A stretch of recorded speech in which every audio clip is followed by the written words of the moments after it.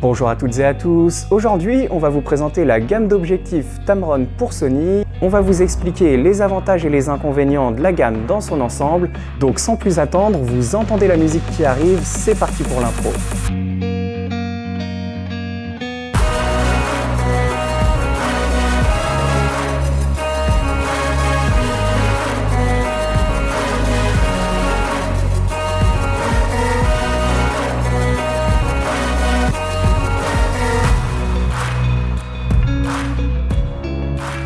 Depuis plusieurs années, Tamron développe sa gamme d'objectifs pour la monture FE, c'est-à-dire les hybrides Sony plein format et APS-C. Et maintenant, il commence à vraiment avoir une gamme complète d'objectifs pour la marque, avec aussi bien des zooms polyvalents et plutôt standards, que des téléobjectifs ou encore des focales fixes.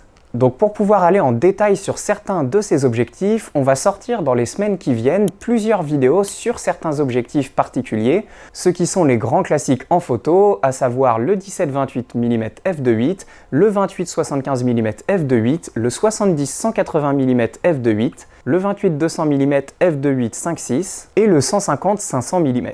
Comme ça vous permettra d'avoir des détails vraiment sur certains objectifs en particulier et en même temps d'avoir une vision d'ensemble, puisque souvent ce qui est intéressant quand on commence à investir dans une marque d'objectifs, c'est d'avoir une cohérence entre les optiques pour garder la même qualité d'image à peu près entre les différentes focales que l'on utilise et également d'un point de vue ergonomie, utilisation. Et les Tamron, ils sont très bien pour ce point-là déjà, puisque au niveau de l'ergonomie, ils ont tous un petit peu le même style. C'est des objectifs qui ont vraiment été pensés pour être le plus léger possible au niveau de la construction. Et donc pour tous les photographes qui voyagent beaucoup ou alors qui vont devoir porter leur matériel pendant toute la journée, que ce soit sur des mariages ou alors en vacances, eh bien c'est très pratique d'avoir des objectifs justement légers. Et on tient à le préciser juste avant que ça commence, puisqu'on va faire beaucoup de vidéos sur Tamron. Certains pourraient se demander si on a été sponsorisé ou si on a eu des prêts d'objectifs. Ce n'est pas le cas, le magasin a vraiment acheté tous les objectifs pour les avoir en stock. Et d'ailleurs, la plupart sont proposés à la location si vous voulez les tester juste un week-end par exemple. Un autre avantage très intéressant, c'est le fait que la majorité des objectifs ont le même diamètre, à savoir du 67 mm.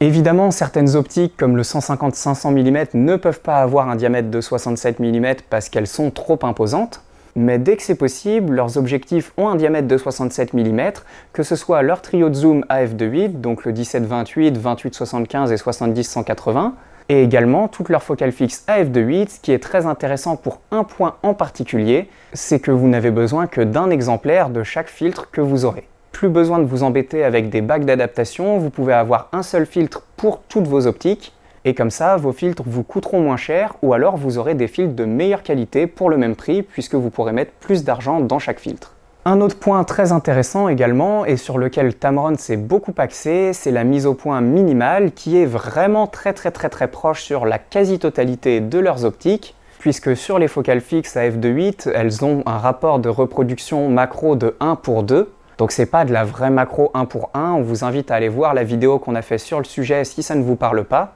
mais ça permet quand même de s'approcher énormément et de quasiment pas avoir besoin d'objectifs macro du coup.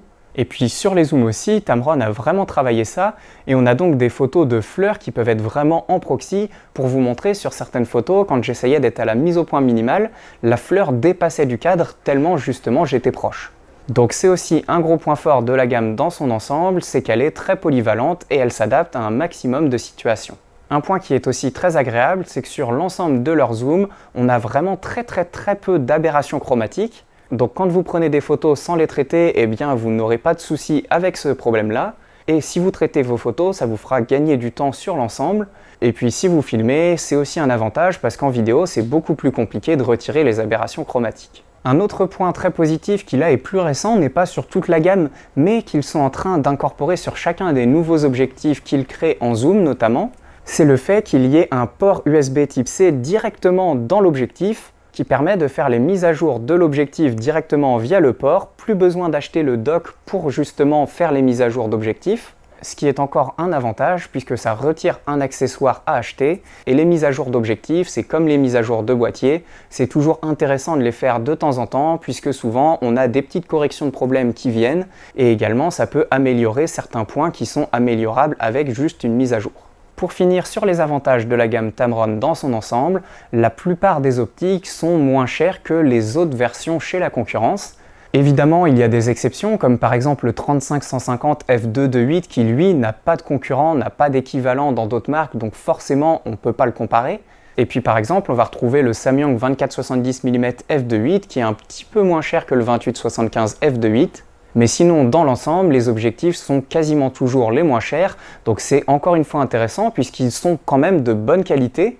Et donc pour le même budget, on peut avoir plus d'objectifs et plus de choix, notamment rajouter par exemple une petite focale fixe qui peut toujours être très pratique. Si vous êtes intéressé par certains de ces objectifs, allez voir dans la description, on a fait des réductions sur la plupart des optiques que l'on présente ici. Et sinon, n'hésitez pas à nous contacter, les coordonnées sont dans la description et on se fera un plaisir de vous répondre. Maintenant, la gamme Tamron a aussi quelques défauts évidemment. Un inconvénient que l'on retrouve sur la plupart des optiques de la gamme Tamron malheureusement, c'est le vignettage qui est vraiment plutôt présent sur beaucoup d'optiques. Donc en photo c'est pas dérangeant parce qu'en un clic ça disparaît et vraiment faut pas s'embêter avec le vignettage. Et en vidéo ce sera un petit peu plus difficile à retirer qu'en photo puisqu'il n'y a pas juste un clic avec le profil d'objectif à faire, il faut un petit peu plus bidouiller. Maintenant, il y a des exceptions puisque forcément certaines optiques ont d'autres avantages et d'autres inconvénients. C'est pour ça qu'on vous invite à vous abonner à la chaîne pour regarder les vidéos qui vont venir sur les différentes optiques de Tamron dans les jours à venir. Et nous, on vous dit à dans 3 jours pour la prochaine vidéo.